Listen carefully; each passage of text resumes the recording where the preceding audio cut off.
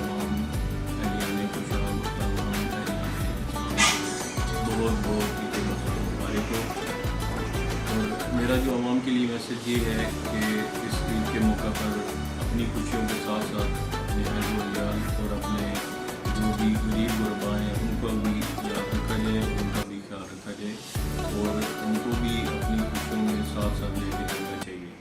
और बाकी इसमें जो है ईद के दिनों में और ईद के बाद बच्चों को साथ लेके जाना होता है, उसमें भी ख्याल रखें, जहाँ पे जाएँ वहाँ की सफाई का ख्याल हो, वहाँ की जगह पे गंदगी ना करें और जो जितने भी आप वहाँ पे जाके केयर कर सकते हैं बच्चों को, अगर दरिया पे लेके जाते हैं तो वहाँ पे केयर की जाए।